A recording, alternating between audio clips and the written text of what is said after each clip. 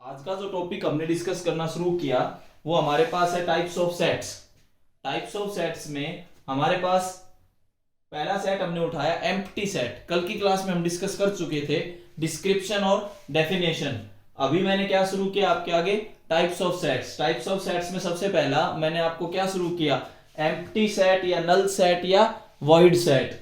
अगर इसको रिप्रेजेंट करते हैं तो मतलब फाई या फिर खाली इससे आप रिप्रेजेंट कर सकते हैं। मैंने आपके आगे दो एग्जांपल बोर्ड पे लिखे हुए हैं। पहला example x such that x square is equal to -2 x belongs to real number, ये सेट बिल्डर फॉर्म में लिख दिया।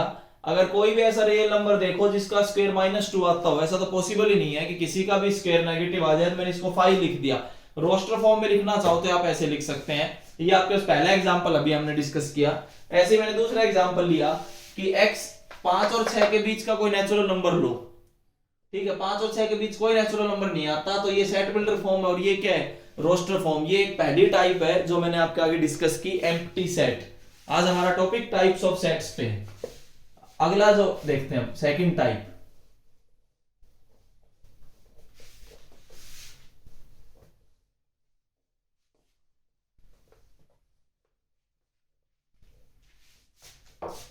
सेकंड जो आता है वो सिंगलटन सेट है।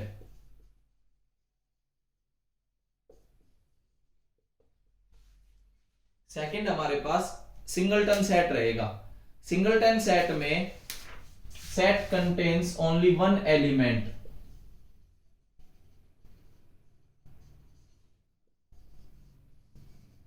केवल एक एलिमेंट आएगा सेट में।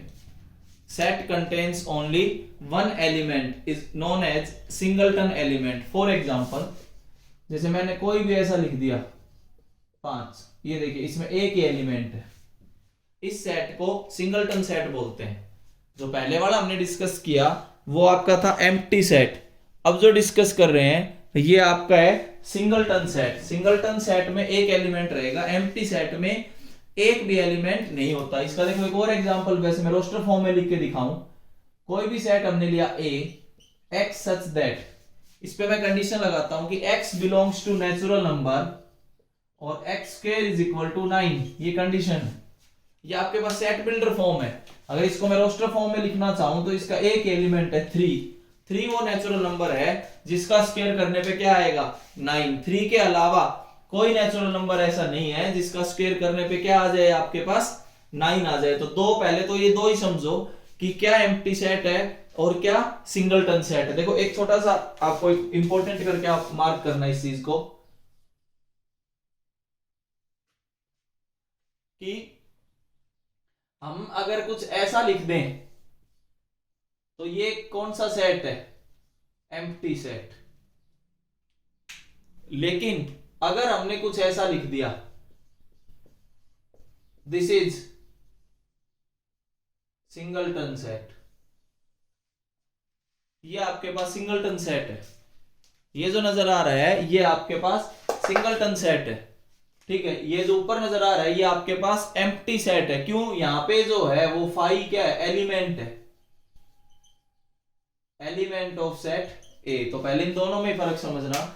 अगर ये लिखा मिले इसका मतलब एम्प्टी सेट या नल सेट, लेकिन अगर ये लिखा मिले तो इसका मतलब एक ऐसा सेट है, सिंगलटन सेट है। तो ये तो दोनों का डिफरेंस अभी आपको समझ आ रहा होगा। मैंने अभी तक दो टाइप्स डिस्कस किए हैं, एक एम्प्टी सेट, एक सिंगलटन सेट। एम्प्टी सेट और सिंगलटन सेट के बीच का आप डिफरेंस याद रखना, ठीक है। इसके बाद थोड़ा सा और आगे डिस्कस करते हैं। मेन आपने इसी पे डिस्कस करना, एम्प्टी सेट, सिंगल सेट, पहले तो यही याद रखना।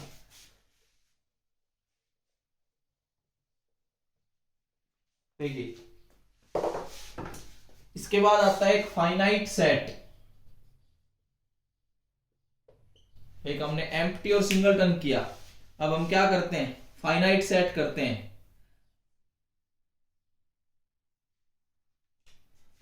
फाइनाइट सेट में क्या होगा कि number of elements in A set,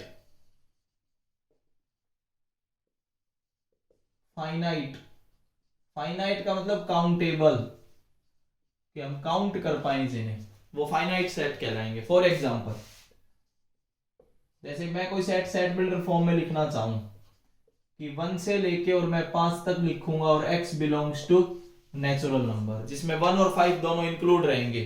तो आपके पास जो सेट आएगा वो ये आएगा 1 2 3 4 और 5। ये आपके पास फाइनाइट सेट है क्योंकि आप इसमें काउंट कर पा रहे हो, नंबर ऑफ एलिमेंट्स फाइनाइट है। दूसरा एक इनफाइनाइट सेट भी होता है, वो ध्यान रखना। आप समझते हैं? जैसे पहले हमने डिस्कस किया एम्प्टी और सिंगलटन के बीच का। अब फाइनाइट और इनफाइनाइट सेट्स, इसमें क्या होगा, नंबर ऑफ एलिमेंट्स इनफाइनाइट होंगे।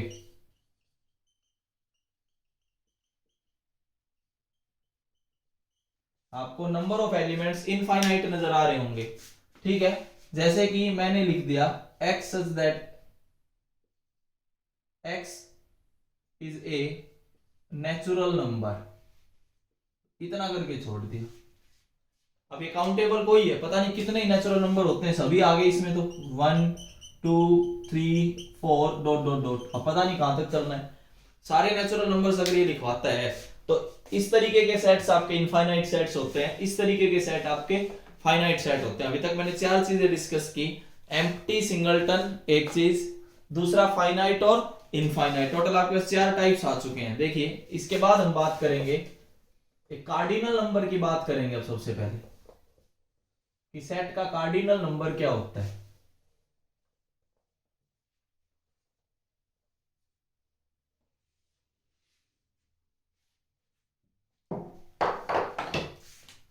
कार्डिनल नंबर ऑफ सेट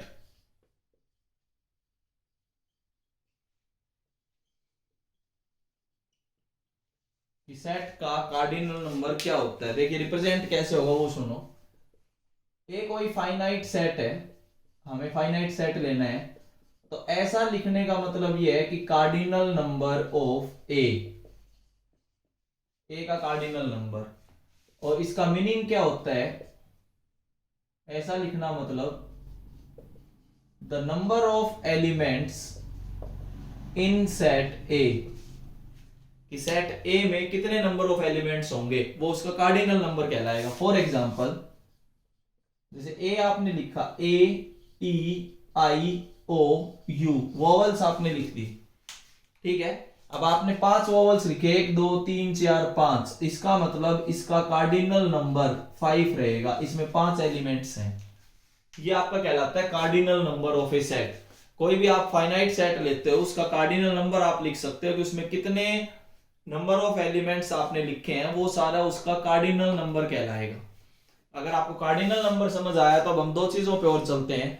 एक होता है इक्वल सेट्स, एक होता है इक्विवेलेंट सेट्स, उसको डिस्कस करेंगे। इक्वल सेट्स और इक्विवेलेंट सेट्स में क्या फर्क है वो देखिए।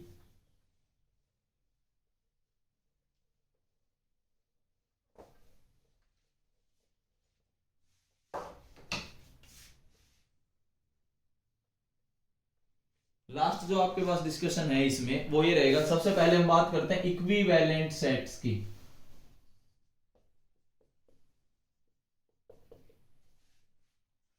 दो सेट्स आप लेके चलते हैं, A and B, 2 finite sets, 2 finite set आपने लिए। If cardinal number of A is equal to cardinal number of B, अगर दोनों में नंबर ऑफ एलिमेंट्स बराबर हैं, then A and B are equivalent sets. A और बी आपके equivalent sets रहेंगे।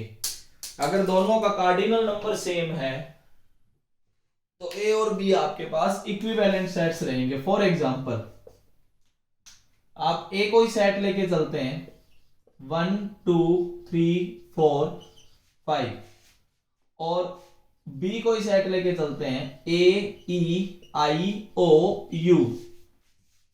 दोनों में नंबर ऑफ एलिमेंट्स आपके पास 5 है, इसका कार्डिनल नंबर 5 है, इसका भी कार्डिनल नंबर 5 है। दोनों का कार्डिनल नंबर 5 है तो दोनों का कार्डिनल नंबर बराबर है। अगर कार्डिनल नंबर बराबर है तो इसका मतलब A and B are equivalent sets. This implies A and B are equivalent sets. आपके पास इक्विवेलेंट सेट्स रहेंगे। इक्विवेलेंट सेट्स में केवल और केवल आपने कार्डिनल नंबर को देखना है, एलिमेंट से कुछ भी उससे हमें कोई मतलब नहीं है, काउंटिंग सेम होनी चाहिए। इसमें टोटल नंबर ऑफ एलिमेंट्स 5 है, इसमें भी टोटल नंबर ऑफ एलिमेंट्स 5 है, दोनों में टोटल नंबर ऑफ एलिमेंट्स बराबर है, तो इसका मतलब दोनों आपके इक्विवेलेंट सेट्स हैं। ये इक्विवेलेंट के बारे में था। अब एक और पढ़ते हैं हम, इक्वल सेट्स।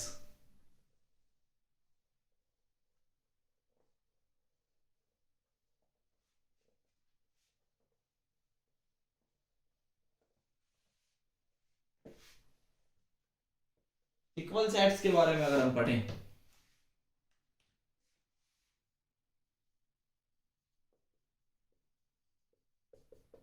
देखिए इक्वल सेट्स में कैसे लिखना है। ए और बी आपने दो सेट लिए, इस पे कंडीशन लगा दी, if each member of A is also a member of B and each member of B is also a member of A. B के जितने भी मेंबर हैं वो सारे ए के मेंबर होंगे, ए के जितने भी मेंबर हैं वो सारे बी के मेंबर होंगे। फॉर एग्जाम्पल, देन अगर ऐसी कंडीशन है तो आप ये लिख सकते हो, A is equal to B. For example, A आपने लिखा 5261, बी आपने लिख दिया 2156, ये दोनों बिल्कुल सेम एलिमेंट्स, सेम आपके पास सेट्स हैं, दोनों इक्वल हैं। ये दो सेट आपके पास इक्वल सेट्स हैं। ए के सारे एलिमेंट आपको बी में नजर आएंगे, बी के सारे एलिमेंट आपको ए में नजर आएंगे, ए के सारे एलिमेंट बी का पार्ट है, बी के सारे एलिमेंट ए का पार्ट है, तो ये दोनों आपको इक्वल सेट्स नजर आ रहे हैं। इक्वल और इक्विवेलेंट में शायद आपको डिफरेंस समझ आ गया होगा। अब यहाँ पे इफ ए एंड बी अगर इक्वल है तो ये तो कंफर्म है कि cardinal number of A is equal to cardinal number of B, ये भी ट्रू है, ठीक है। But A cardinal number of A is equal to cardinal number of b, then a is equal to b not necessarily true। ये जरूरी नहीं है कि ये हमेशा ट्रू रहे। इसका मतलब आप एक कंडीशन पे पहुंचते हो, क्या जरूरी कोई है कि दोनों के कार्डिनल नंबर बराबर है तो दोनों सेट भी बराबर होंगे। जैसे अभी आपने पिछले एग्जांपल में देखा, हमने एक में तो लिखा था ए ई आई ओ यू, एक में लिखा था 1 2 3 4 5, दोनों का कार्डिनल नंबर तो बराबर था लेकिन दोनों के एलिमेंट्स अलग अलग थे, तो वो सेट इक्वल नहीं है, ठीक है। तो इसका मतलब आप एक कंडीशन पे पहुंचते हैं, क्या कि ऑल इक्वल सेट्स, ये ध्यान रखना, are equivalent, but all equivalent sets are not equal. All equal sets are equivalent, but all equivalent sets are not equal। तो इक्वल और इक्विवेलेंट, एक तो आपने ये कंडीशन से याद, देखो आपने कैसे याद रखना है, किस तरीके से डिफरेंस आएगा। वो पूछेगा बताइए जो भी फॉलोइंग सेट्स हैं इसमें से नल कौन से हैं और सिंगलटन कौन से हैं, पहली कंडीशन। दूसरी कंडीशन वो पूछेगा फाइनाइट और इनफाइनाइट के बारे में बताइए, ठीक है। फिर कार्डिनल नंबर अगर समझ आया तो इक्वल और इक्विवेलेंट के बारे में बताइए, कि वो सेट्स लिख के देगा पेयर में, दो दो सेट लिख के देगा एक क्वेश्चन में, और ये पूछेगा कि बताइए ये इक्वल है या इक्विवेलेंट, बताइए ये नल है या सिंगलटन सेट्स हैं, बताइए फाइनाइट है या इनफाइनाइट सेट्स हैं, ठीक है। तो आपको 6 टाइप अभी आपको समझाई, जिसमें एक कार्डिनल नंबर और समझाया, तो आपको 7 अभी बेसिक टॉपिक्स मैंने आपको समझाए कि क्या इक्वल है, क्या इक्विवेलेंट है, क्या सिंगलटन है, क्या एम्प्टी है। तो बताइए यहां तक जिस जिसको अभी का टॉपिक समझ आया एक बार रेज योर हैंड।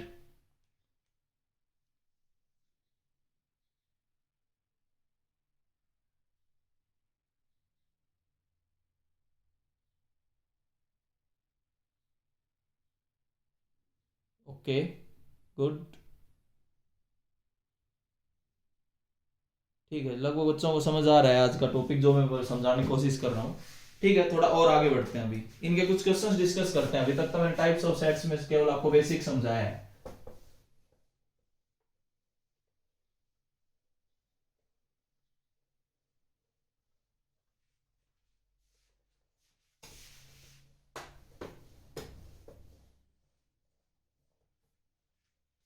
देखिए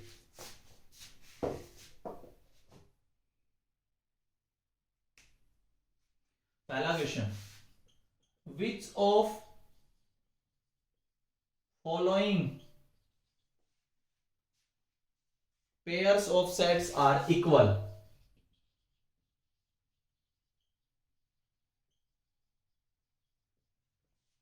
मैं आपको पेयर लिख के दे रहा हूं। पहला, इसमें दो पार्ट है, फर्स्ट पार्ट सेकंड पार्ट। हमें तो ये बताना है कि कौन सा पेयर इक्वल है। पहले पार्ट में मैंने लिखा A, x such that x is a letter, x is a letter in word loyal.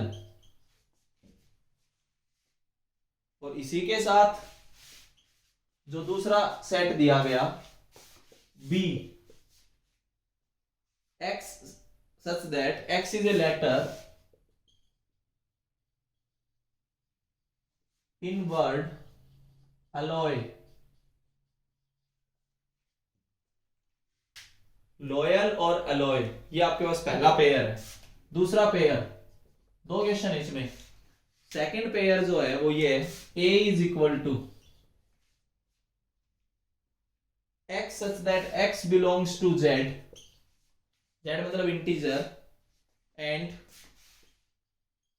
X square is less than और equal to 8।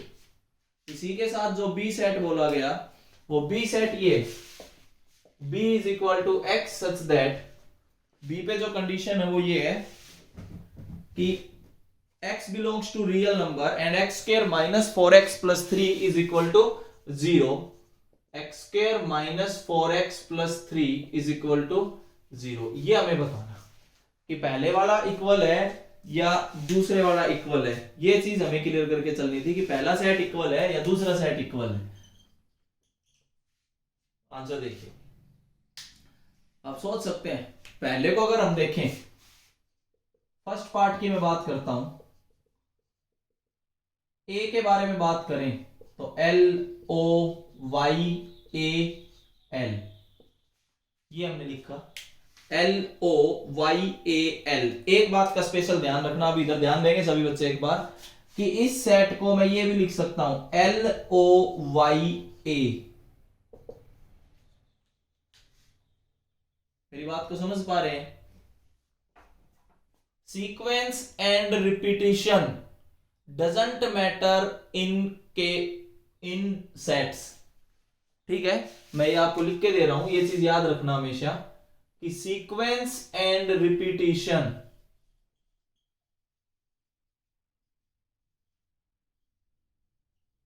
Doesn't matters in set. Sets में सीक्वेंस और repetition कभी भी मैटर नहीं करते। जैसे यहां पे अगर हम बात करें तो 2 बार एल आ रहा है, एक बार ही काउंट होगा। सीक्वेंस से भी कोई फर्क नहीं पड़ता, पहले आप एल लिखो वाई लिखो, ये लिखो, कोई फर्क नहीं पड़ता।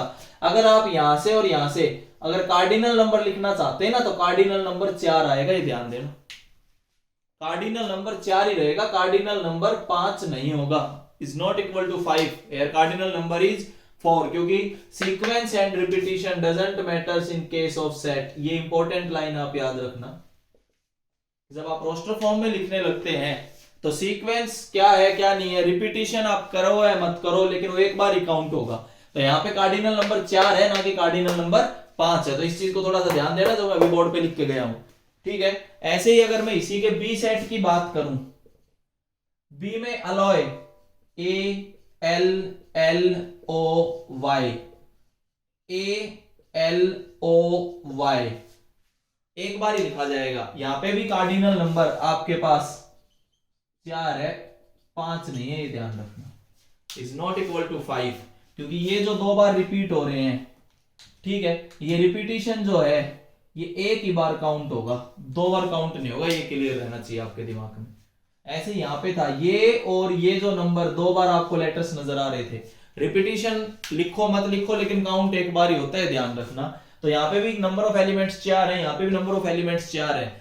इक्विवेलेंट तो है ये, बात थी इक्वल की कि क्या ये इक्वल है या नहीं है। अब आप देखो, यहाँ पे एल है एल, ओ है, ये ओ रहा, y है, हाँ इसमें भी है, a है इसमें भी है, चार एलिमेंट्स जो इसमें है वो के वो चार एलिमेंट्स इधर हैं, तो इसका मतलब a के सारे मेंबर b में है, b के सारे मेंबर a में है, तो यहां से आपके पास क्लियर हुआ this implies a is equal to b। ये पहला पॉइंट है। मैं फिर रिपीट कर रहा हूं, इसको बड़े ध्यान से समझना, sequence and repetition doesn't matters in case of sets. Sequence और रिपीटिशन हमारे सेट्स के मामले में कोई मायने नहीं रखता, ठीक है, कोई इंपॉर्टेंट रोल प्ले नहीं करता, तो आप इसको लेके ही नहीं चलेंगे सीक्वेंस क्या है, रिपीट हो रहे हैं नहीं हो रहे, एक बार ही काउंट होता है। ये तो मतलब पहले वाला तो है इक्वल पे है, पहला तो क्लियर हो गया हमारे पास, ये सारा पहला मैंने डिस्कस किया, ठीक है। अब हम दूसरे पार्ट पे आते हैं जो मैंने एक और लिखा हुआ है यहाँ पे, सेकंड की अब हम बात करेंगे, ये तो मैंने फर्स्ट क्लियर किया अभी आपको।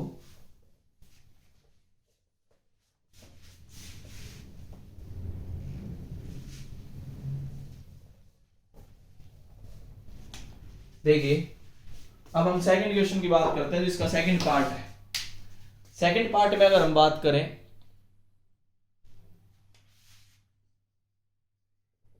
सॉल्यूशन में अब हम सेकंड पार्ट की बात करते हैं, a x such that x belongs to integer such that x square is less than or equal to 8, कि ऐसे इंटीजर्स लेने हैं जिनका स्क्वायर 8 से या 8 के बराबर या 8 से कम आता हो, -2 का स्क्वायर करो 4 आएगा, फिर -1 का स्क्वायर करो, फिर 0 का करो, 1 का करो और 2 का करो। ये सारे वो इंटीजर्स हैं जो इन कंडीशंस को सेटिस्फाई करेंगे। क्यों, आप 3 लोगे तो 9 चला जाएगा, 8 तो जाएगा नहीं, 8 से ज्यादा आ गया तो हम ले नहीं सकते, तो -2 से और 2 के बीच के नंबर्स हम लेंगे जिनका स्क्वायर हमेशा 8 से कम आता है, ये आपके पास ए सेट आ गया, ठीक है। अगर अब हम बी की बात करते हैं, बी जो सेट है वो ये है, x such that x belongs to real number x square -4x + 3 is equal to 0।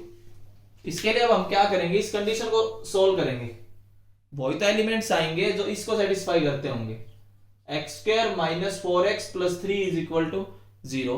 अगर मैं मिडिल टर्म बनाऊं, मिडिल टर्म फैक्टर अगर आप करें तो ये आएंगे, x common x -3 -1 common x -3 is equal to 0, x -1 into x -3 is equal to 0, या तो x 1 होगा या x 3 होगा और दोनों के दोनों रियल नंबर हैं।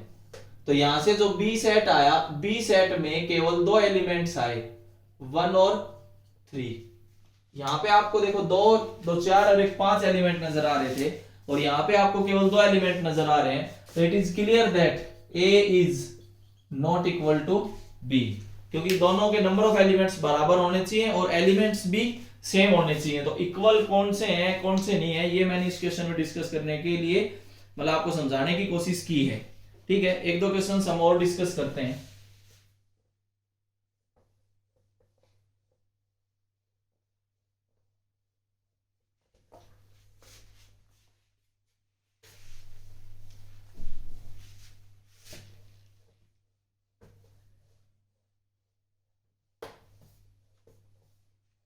आगे देखिए, which of the following sets are empty sets.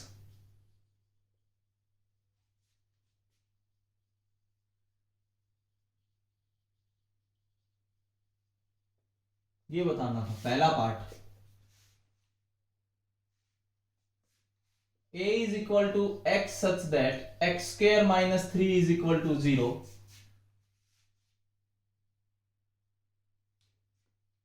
and x is a rational number।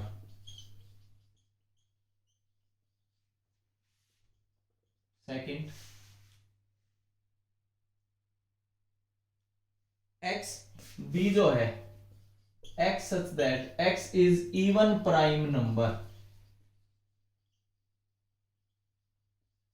ये मान लीजिए बात करते हैं हम कि इवन प्राइम नंबर के लिए आपके पास ये लिख दिया, ठीक है, और ऊपर वाला ये लिखा कि x रेशनल होना चाहिए और x स्क्वायर -3 क्या आना चाहिए 0। इसको और समझो एक बार। पहला part, a x such that x square -3 is equal to 0 such that x belongs to rational number।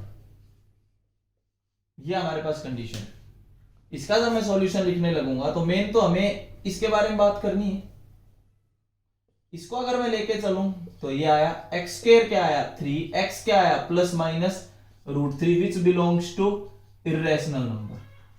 ये तो इरेशनल आ गया, इसका मतलब this is does not belongs to, किसके बिलोंग नहीं करता ये, रेशनल सॉरी, एक भी रैशनल नंबर नहीं है इसमें। और तो इसका मतलब ये हुआ कि ये कैसा सेट हुआ, एम्प्टी सेट, फाई सेट आ गया ये।